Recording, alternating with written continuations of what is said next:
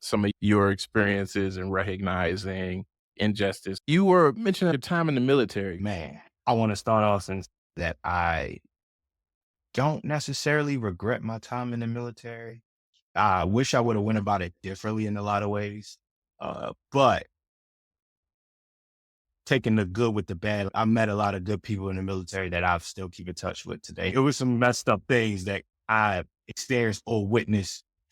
My friends usually, because we stick to our kind, when we're outnumbered that vast. I don't even think it was 10 Black people in my platoon. This is mainly basic training because I was in the National Guard. So I was still able to have my license, but I never forget basic training.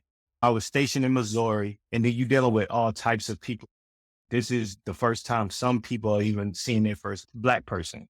This is some people like first time even seeing snow.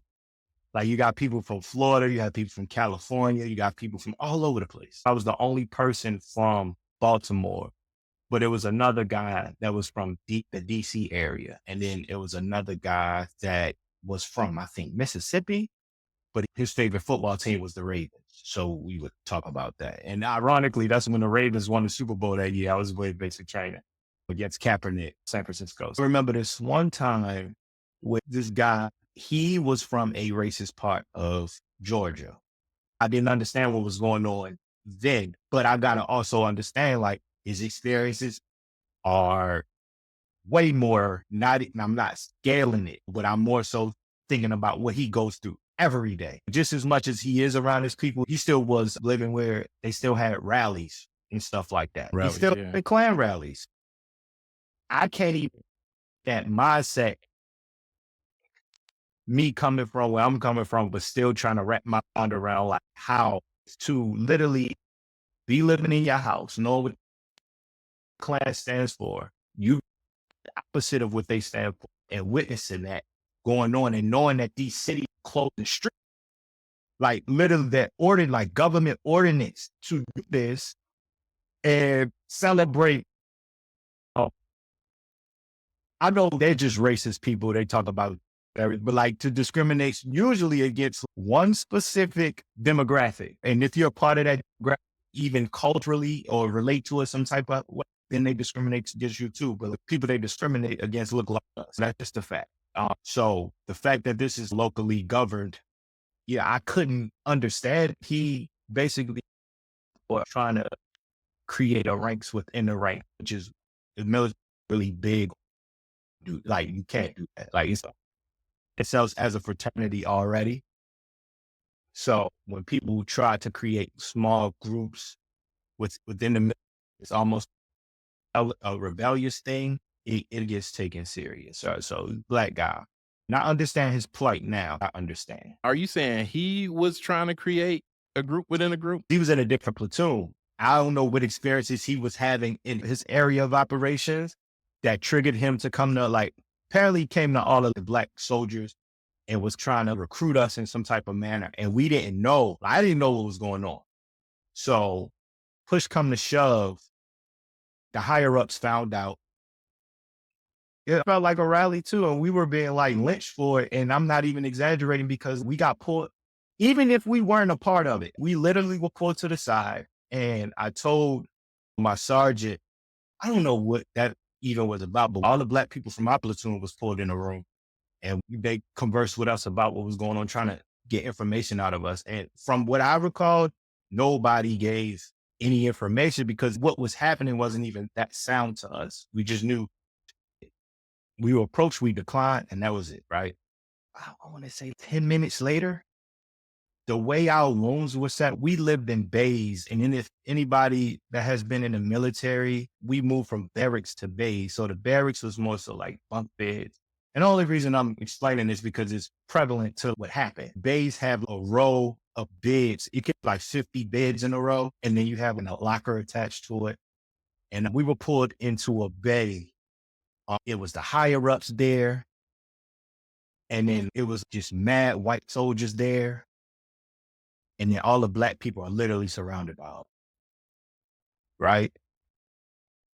How are you feeling at that moment? I was confused because I had nothing to do with it. A lot of us was taken aback by like what was actually happening. So I'm not even understanding what was going on. I'm not even registering like we're about to be interrogated. Somebody already came to us and we said what we had to say, and then we thought it was the end, right? I don't know what intel they got after that, but they pulled us in that room, in that bay rather, and all the white people are surrounding us. All the higher ups are surrounding us. And we are literally, and there's some drill sergeants that were black too. So I'm looking at them like, ain't nobody gonna stand up for us. You know what I'm saying? Like it was, I think I recall maybe one black drill sergeant. So maybe she felt outnumbered too. And just knowing how the military works with women, like even women being in the military is not, it's not that old of a thing. It's been happening for a while, but it's still a new concept in the grand scheme of how long the military's actually been around. And there's still some resistance to that Yeah, as because well, right? Like I acknowledging and respecting that. I really have disconnected from the military. I keep in touch with some people that may be still in it, but I'm super disconnected from that just concepts. But I think it was a point in time women couldn't even have combat MOSs, which is basically a MOS or a job or occupation within the realms of the ranks that will put you in harm's way blatant if we were to get deployed. That just happened. If they have changed it, I'm not sure. But back when I was in it, it was like a big conversation of them changing it so women can actually have those type of jobs in the military that wanted to have those type of jobs. But yeah, so maybe she felt outnumbered. And then given the fact those drill sergeants wasn't that much older than us. I was 21. I think the lowest ranked drill sergeant in my platoon was 24, right? And me being 21, I'm a lot older than a lot of people. A lot of these people are 17, 18 that joined. So we again asked questions by different ranks, right? So this is how scared we were. And I'm gonna be honest, it wasn't like scared, oh, they're about to kill us. It was more so scared, what the heck is about to happen to us for nothing? And in the way we're getting talked to disrespectfully as if we were involved in whatever, because I guess they wanted to make an example, but the way we were getting talked to, like we actually did something wrong, I had an extreme problem with that. Because if anything, I tried to stay out. Well, I'm a very non-confrontational, non-problematic person, period. Always have been. I've had my fair shares of run-ins with just adversity like we all do, but I pride myself on being non-confrontational and non-problematic and Non-violent. non-violent or just not a goal, but I'm also understand how to work within the confines of things to maybe get to a point or talk to somebody that can maybe consider things differently. That's what we were getting pulled up for, like we did. A lot of those people just wanted to stay out the way. First and foremost, I got to get back to how we were being like kind of scare tactics. You were describing getting pulled in for something that y'all wasn't involved in, and the way it sounds like you're surrounded, and then there's also this big racial dynamic to it too. Right. Exactly. It was like a color wheel in a sense, all the black in the middle and everybody.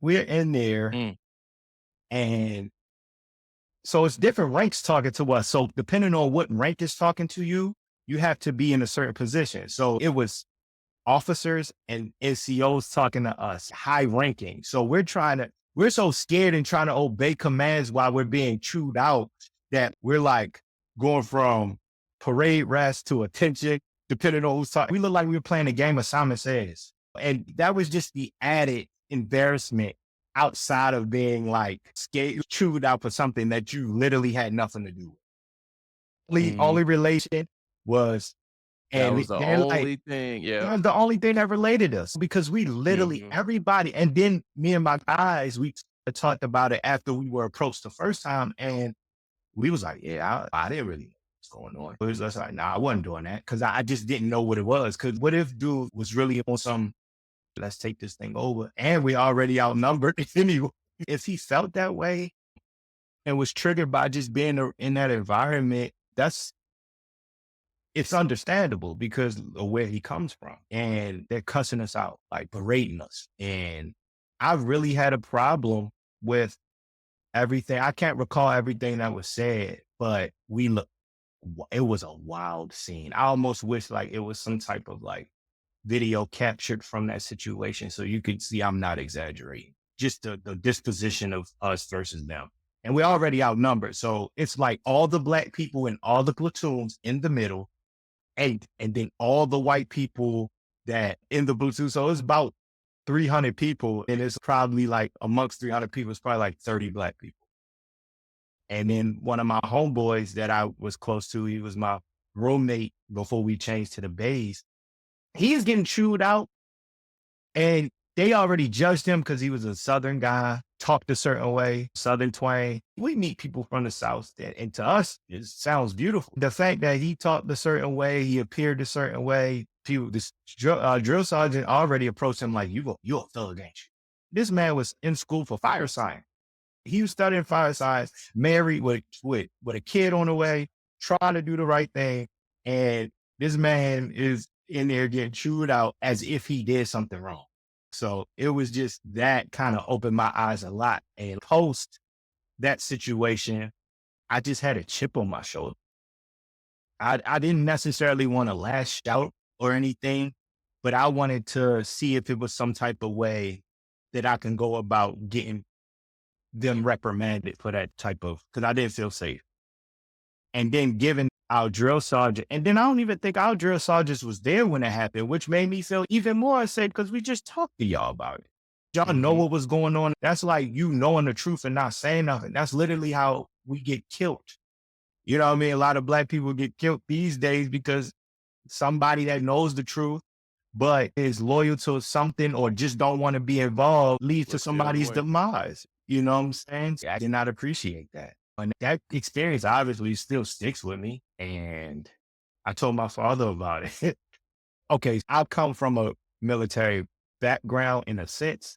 Like my family isn't the most patriotic for obvious reasons, but my father was in the military. A couple of my uncles was in the military. One of my aunts were married to somebody in the military. Like a couple of my cousins used to live in Germany because of that.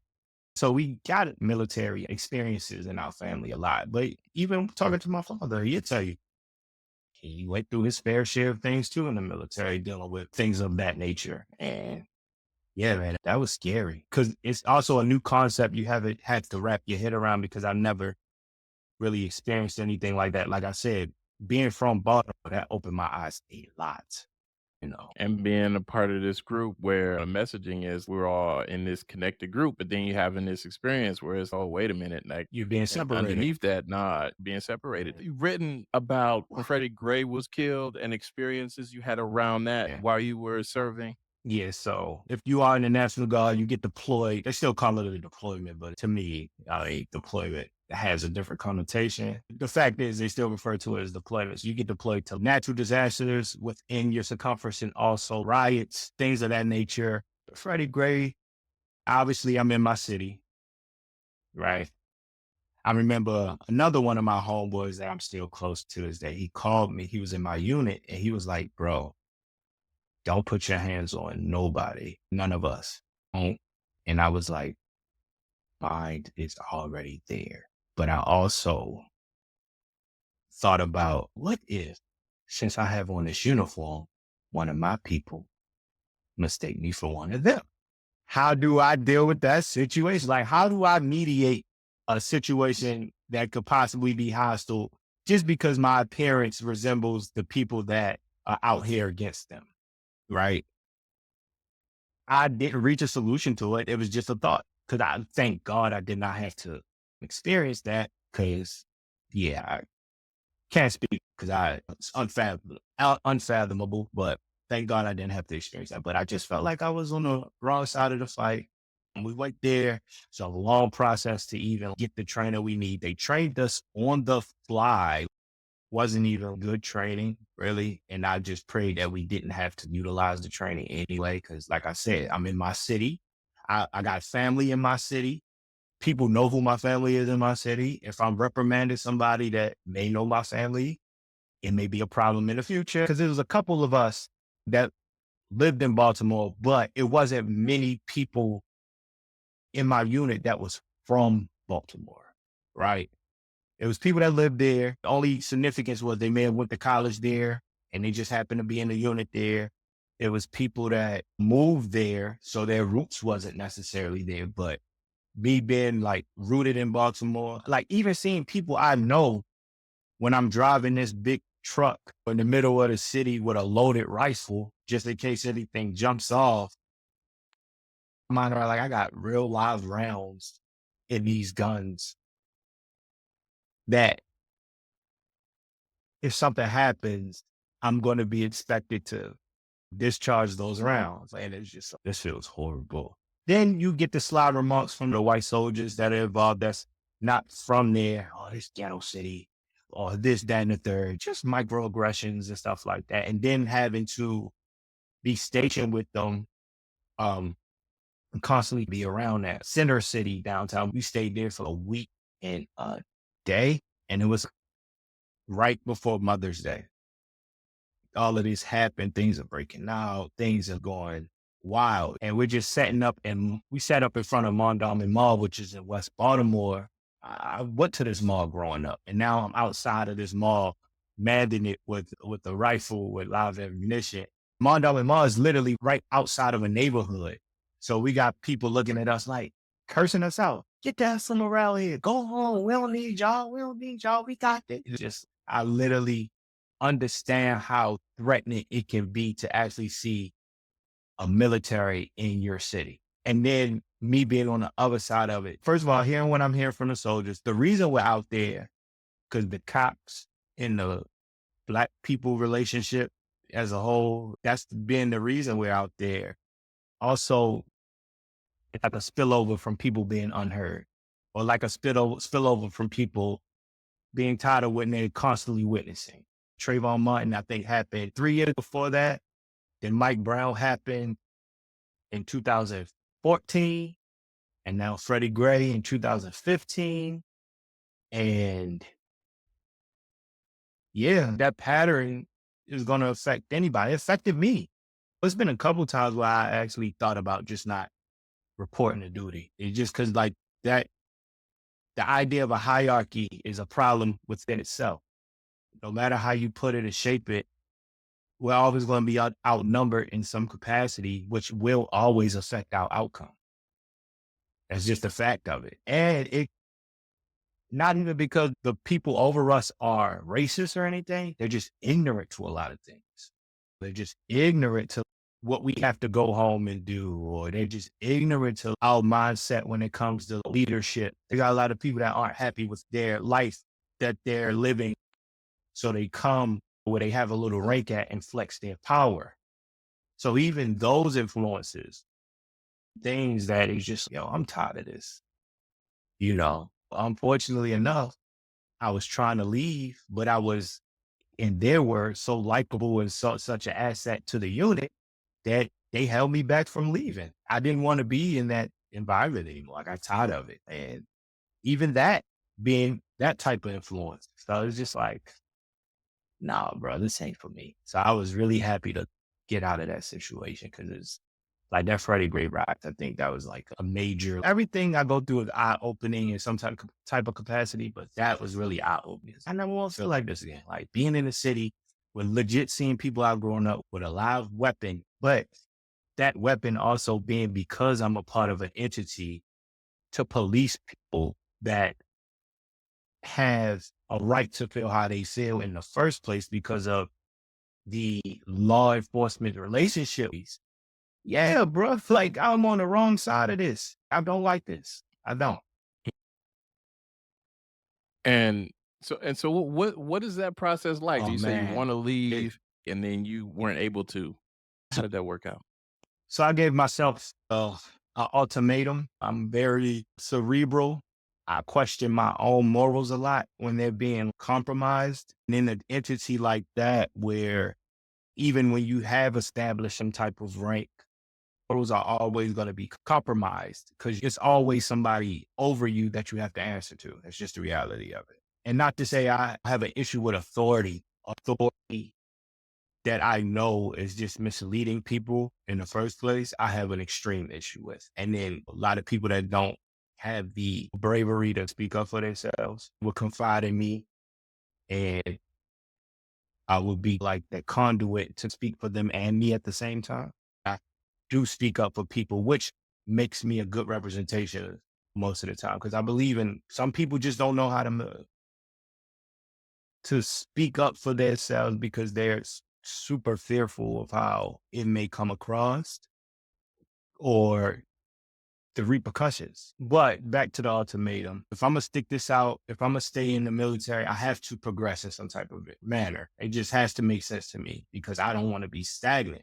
So we were going through this situation where they was splitting our unit up for whatever reason. Some things started to change. So a lot of people were going to different units amongst the city. And I was available. The way National Guard works, you get your rank by slots. So in the reserves, which is under the big army, if you are up for a different rank, like far as NCOs go, you just appear in front of a board and it don't matter how many sergeants there is, you'll still get your sergeant rank. But like the way the National Guard work, the ranks were in slots. So if a unit needed an E5, which is a sergeant rank, you can apply for that slot. But if it gets filled up, then you have to stay at your rank. But then if that rank becomes available at the unit you already in, you can move up. So that slot system is weak. What it was. So I seen that it was an E5 slot available at another unit, and they were looking to fill it maybe within the next 3 or 4 months. So I signed up for it, and I was trying to go to sergeant school. Well, I went to sergeant school to give me that opportunity to get that slot. But right before I left, they were like, "Yeah, we're gonna keep you."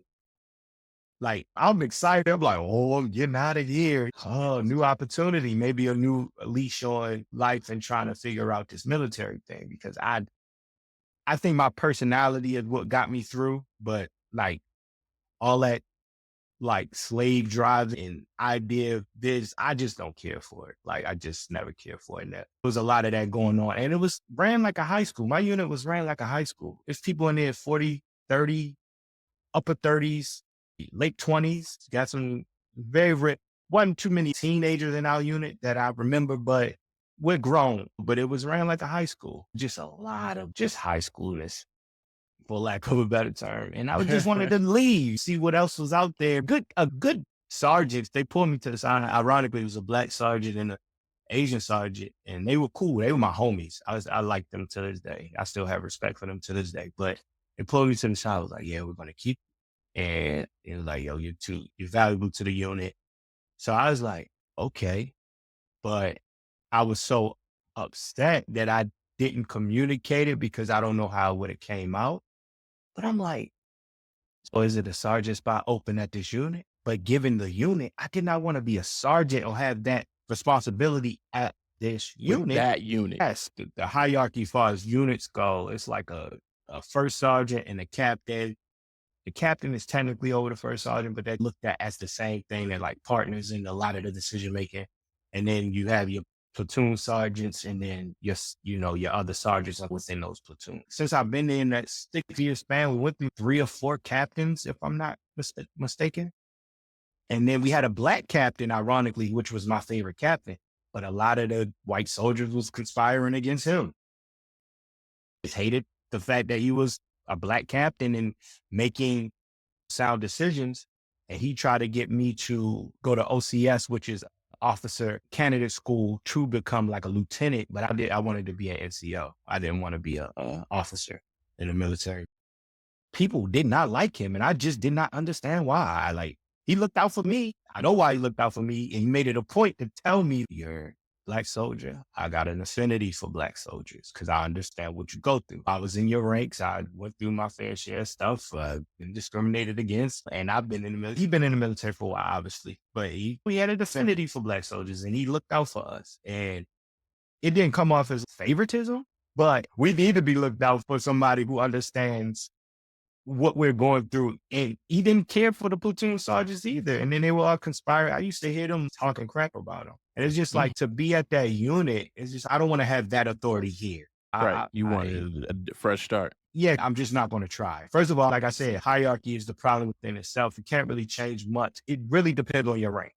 And You can have things you're responsible for and be good at, but I didn't want to be a subject matter specialist in a sense. I was much more of a well-rounded person in that unit. It didn't feel like I was learning. Yeah, it just really stagnant. And it's just like them being ignorant to where I was, but I could have communicated it better. But once that happened to me, I'm not re-enlisting. I'm getting out. So that was pretty much So you had those experiences, you got out. It sounded like it hit integrity too. for Felt like I was on the sure. wrong side of this thing. And so you get out.